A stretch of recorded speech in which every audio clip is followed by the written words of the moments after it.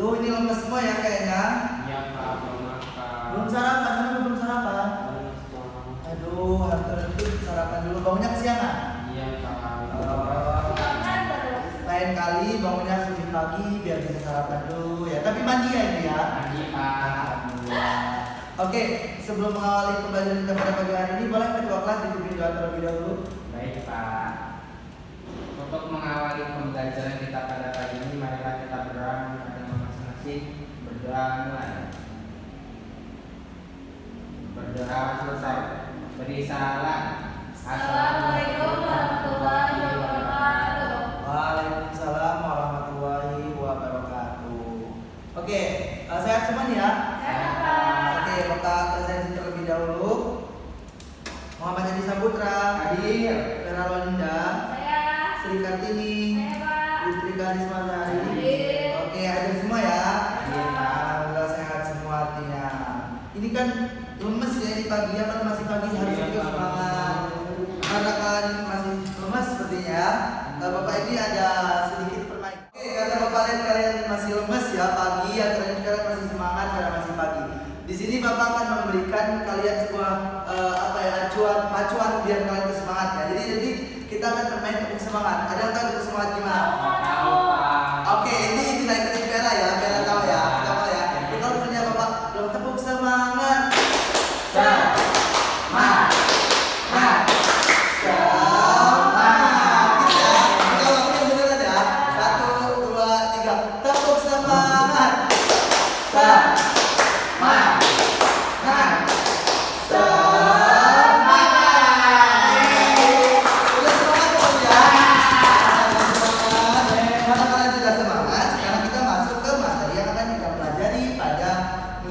Pada pertemuan ini.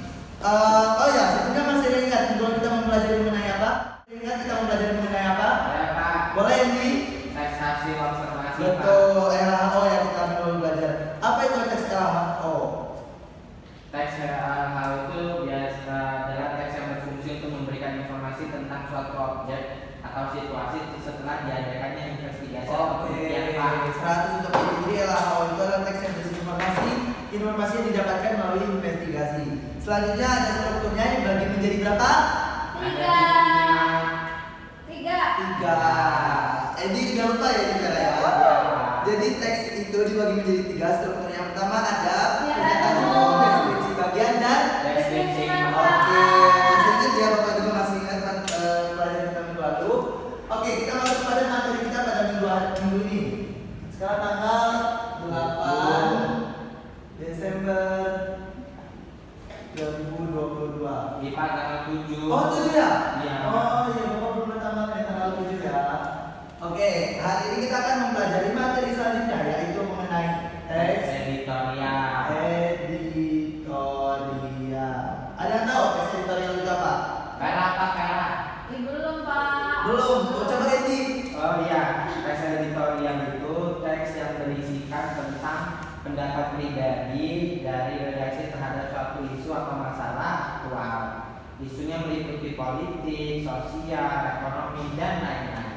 Oke, jadi teks editorial ini berisikan pendapat pribadi ya atau redaksi terhadap suatu isu atau masalah yang sedang happening atau sedang panas-panasnya, hangat-hangatnya. Oke, fungsi dari teks editorial itu sendiri ialah untuk mempengaruhi dan meyakinkan pembaca. Jadi dengan adanya teks editorial ini harapannya pembaca itu jadi tahu dan juga yakin gitu dengan argumen atau pendapat dari si penulis. Nah, ciri-ciri dari teks editorial, ciri-cirinya yang tahu? Aktual. Betul, aktual dan oke, aktual itu apa? Lupa, Pak. Oke, jadi aktual itu artinya itu panas, masih hangat-hangatnya. Faktual itu fakta, sesungguhnya dan benar terjadi gitu, dia bukan mengada-ngada ya. Selanjutnya sistematis dan logis. Sistematis dan logis. Sistematis itu gimana maksudnya, Vera? Berurutan, Pak. Betul, berurutannya. Jadi dari awal kejadian sampai di akhir kejadian dia berurutan, tidak beracak-acak gitu ya. Logis artinya masuk akal. Jadi berita yang disampaikan itu masuk akal, bukan berita yang sifatnya fiksi atau dibuat-buat gitu ya. Iya. Selanjutnya yang ketiga ada argumentatif. Argumentatif, Pak. Nah, tapi pendapat ya. Iya, Pak. Tapi pendapat ini juga harus dipertanggungjawabkan dan harus disertakan bukti-bukti pendukung yang mendukung argumen ini gitu. Jangan hanya argumen kosong gitu saja ya. Selanjutnya struktur teks editorial. Boleh Vera data strukturnya? Ada pernyataan pendapat. Pendapat. Kemudian yang kedua ada argumentasi. Oke. Terus ada penegasan ulang. Penegasan ulang. Oke. Jadi di sini ada 3 strukturnya. Yang pertama ada pendapat, selanjutnya ada argumentasi, ada pernyataan pendapat, argumentasi dan yang terakhir ada penegasan ulang. Jadi pernyataan pendapat ini berisi penulisan pandangan penulis gitu ya terhadap permasalahan yang sedang diangkat. Nah, jadi pendapat penulis itu gimana gitu mengenai masalahnya, maksudnya tentang kasus yang sedang hangat-hangatnya dibahas gitu. Selanjutnya ada argumentasi, yaitu bukti yang digunakan untuk memperkuat pernyataan itu. Jadi tadi si penulis sudah berpendapat, misalnya pendapatnya misalnya nih ya, misalnya di sini kasusnya Vera salah gitu. Nah, salah karena misalnya mencuri gitu. Nah, di ini si penulis ini berpendapat, dia jangan berpendapat kosong. Argumentasi itu harus didukung dengan penjelasan dan bukti-bukti nyata gitu, yang menguatkan bahwa Vera itu bersalah dan melakukan kasus pencurian itu gitu. Selanjutnya ada penegasan ulang. Penegasan ulang ini adalah menjelaskan ulang gitu argumen yang telah dijelaskan tadi. Penegasan ini bertujuan untuk mengulangi argumentasi itu bahwa memang kebenaran terjadi gitu, tidak mengada-ngada gitu, dengan adanya bukti yang disertakan. Selanjutnya kaidah kebahasaan. Kaidah kebahasaan. Di setiap teks pasti ada yang namanya kaidah kebahasaan atau tata cara kebahasaan yang digunakan dalam teks tersebut ya. Nah, di sini pada teks editorial itu ada 5. Yang pertama ada adverbia. Yang tahu adverbia itu apa? Adverbia itu kata keterangan yang ada di dalam teks editorial, biasanya muncul seperti kata-kata selalu, biasanya, sering, kadang-kadang, jarang, sebagian besar waktu, Pak. Oke, betul 100 untuk Andy. Selanjutnya ada kata apa lagi? Vera? Konjungsi. Konjungsi apa itu? Kata penghubung, Pak. Penghubung. Iya, betul. Misalnya apa Vera? Bahkan, malahan, sesungguhnya gitu, Pak. Oke. Selanjutnya ada verba mental, verba material, dan verba relasional. Iya, Pak. Nah, di sini Bapak sudah menjelaskan apa itu teks editorial, ciri-cirinya, strukturnya, kaidah bahasanya. Selanjutnya yang terakhir adalah cara membuat. Jadi kalian diharapkan mampu membuat teks editorial ini sendiri. Coba, ada yang tahu nggak apa saja yang harus dilakukan untuk membuat teks editorial? Yang pertama memilih topik, Pak. Oke, betul, memilih topik. Jadi memilih topik itu apa yang akan kita bicarakan dalam teks tersebut?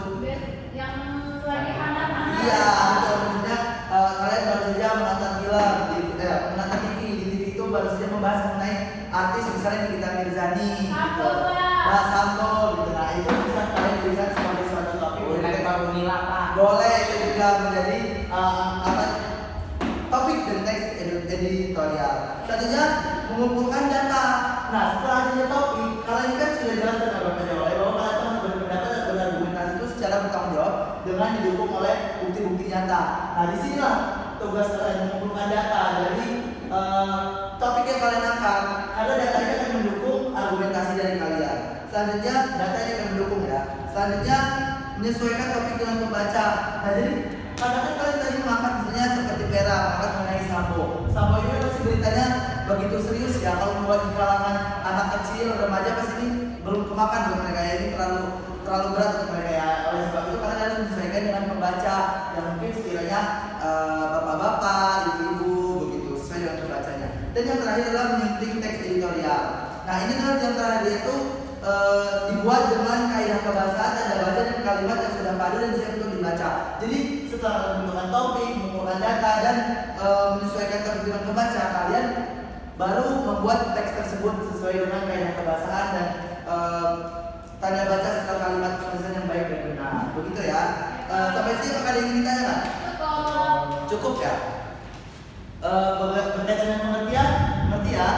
Ciri-ciri, Cukup, Pak. struktur, kaidah kebahasaan dan cara membuat. Harapan Bapak kalian bisa membuat membuat ya teks editorial itu dengan caranya itu adalah mencari topik, mengumpulkan data, selanjutnya adalah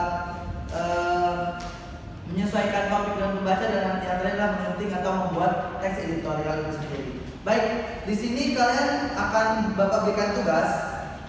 Coba kalian buka halaman 49. Itu ada teks berjudul Pembuktian Kejaksaan di Kasus Sambo. Nah, sudah ada ya? Bapak. Pada kalimat awal itu berbunyi, tongkat estafet keadilan untuk kasus pembakaran Brigadir Yosua J ini telah berada di tangan Kejaksaan Agung atau Kejagung.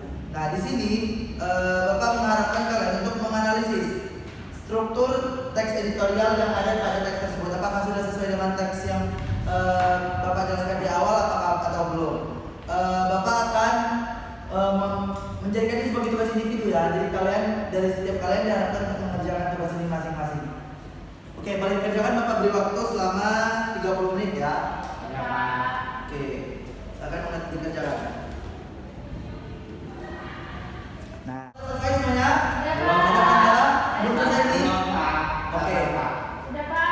Sudah ya, boleh. Karena Pera sudah, boleh diharapkan kepada Pera terlebih dahulu untuk menyampaikan analisisnya berkaitan dengan struktur teks editorial. Dahulu boleh Pera membacakan hasil analisisnya berkaitan dengan struktur teks editorial di depan kelas. Apa yang sudah Pera dapatkan dari teks analisis tersebut? Baik, Pak. Baik, silakan. Halo teman-teman, saya Farah Indra. Hai. Ingin menyampaikan hasil pekerjaan saya mengenai struktur teks dari teks pembuktian kejaksaan di kasus Sambo. Yang pertama, pernyataan pendapat. Menurut saya pada bagian paragraf yang pertama, yakni tongkat estafet keadilan untuk kasus pembakaran Brigadir Yosua kini telah berada di tangan Kejaksaan Agung atau Kejagung. Oke. Kemudian yang kedua mengenai argumentasi.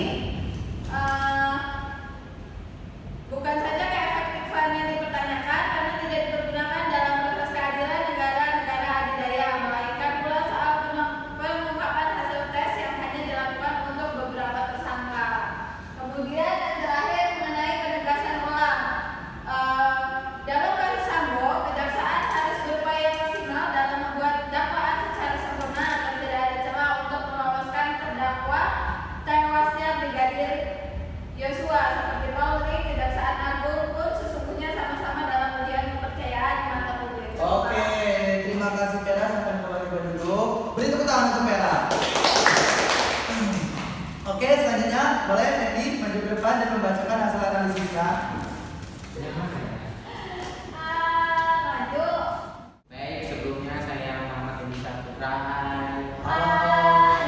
Saya ingin menyampaikan hasil analisis saya tentang teks editorial Verdi Sambo yang sudah Bapak jelaskan tadi. Itu ada 3 yang saya dapatkan, seperti pernyataan pendapat atau tesis. Itu terdapat pada paragraf pertama di kalimat tongkat estafet keadilan untuk kasus Verdi Sambo Brigadir J kini telah berada di Kejagung atau Kejaksaan Agung. Kemarin Kejagung Republik Indonesia menyatakan bahwa berkas perkara para tersangka kasus berencana telah ditangkap atau P12. Kemudian untuk diargumentasi itu ada di bagian paragraf keempat, seperti Kejagung berkomitmen menuntaskan surat dakwaan dalam sepekan. Mereka pun telah menyiapkan sedikitnya 30 orang JPU untuk kasus ini. Kemudian demi mencegah masuk angin, dikatakan pula sarana komunikasi jarak para jaksa akan dihadap dan dimonitor. Kemudian yang terakhir yaitu di gagasan ulang terdapat di paragraf seperti segala pernyataan kasus dijawab kejaksaan dalam kasus kali ini. Terlebih Kort Adiaksa ini tengah berupaya keras memulihkan nama baik untuk menyelesaikan sejumlah kasus kakak korupsi yang mendapat sorotan publik. Baik, itu saja yang bisa saya sampaikan. Wassalamualaikum warahmatullahi Waalaikumsalam warahmatullahi wabarakatuh. Tepuk tangan. Oke, kalian telah menganalisis teks editorial berjudul teks yang berjudul Pembuktian Kejaksaan dari kasus Sambo. Jadi kita telah menyaksikan ya sama-sama bahwa analisis dari Pera dan Edi itu hampir memiliki kesamaan, hanya terdapat beberapa kalimat yang memiliki perbedaan ya. Nah, dengan adanya permasalahan yang Bapak berikan tadi, tugas berupa permasalahan yang Bapak berikan tadi, Bapak harap kalian dapat mengerti dan memahami apa saja struktur dari teks editorial yang Bapak jelaskan di awal tadi. Semoga ilmu yang Bapak jelaskan tadi juga bermanfaat ya untuk kita semua. Oke, sampai sini ada yang ingin ditanyakan? Cukup Pak. Cukup ya. Untuk mengakhiri, sebelum mengakhiri coba Bapak ingin tahu ada yang bisa mereview materi yang Bapak sampaikan? Ya, Pak. Silakan. Ya, yang pertama itu ada pengertian teks editorial. Maksudnya adalah teks yang berisikan tentang pendapat pribadi dan redaksi terhadap suatu isu atau masalah yang terjadi saat ini. Kemudian ada ciri-ciri teks editorial Pak. Yang pertama itu ada aktual dan faktual, yang kedua ada sistematis dan logis, kemudian yang ketiga ada argumentatif. Selanjutnya kita belajar tentang struktur teks editorial. Yang pertama itu pernyataan pendapat atau tesis, yang kedua argumentasi, yang ketiga penegasan tentang pendapat atau refutation. Kemudian ada kaidah kebahasaan teks editorial. Yang pertama ada apertia, yang kedua ada konklusi, yang ketiga ada verba material, kemudian ada verba relasional, kemudian ada verba mental. Kemudian tadi juga belajar cara membuat teks editorial. Yang pertama ada memilih topik, kemudian mengumpulkan data, kemudian menyesuaikan topik dengan pembaca, dan selanjutnya yaitu menyusun teks editorial. Oke, 100 menjadi tentang. Terima kasih untuk ini yang telah mereview pembelajaran kita pada pagi hari ini. Semoga bermanfaat ya untuk kita semua dan juga kalian tetap semangat dalam menimba ilmu. Untuk mengakhiri pembelajaran kita pada pagi hari ini, boleh ketuakan sepimpin doa. Baik Pak, untuk mengakhiri pembelajaran kita pada pagi ini, marilah kita berdoa kepada masing-masing. Berdoa mulai. Berdoa selesai. Beri salam. Assalamualaikum warahmatullahi wabarakatuh. Waalaikumsalam warahmatullahi wabarakatuh. Terima kasih atas perhatiannya, terima kasih atas partisipasinya. Jaga kesehatan ya.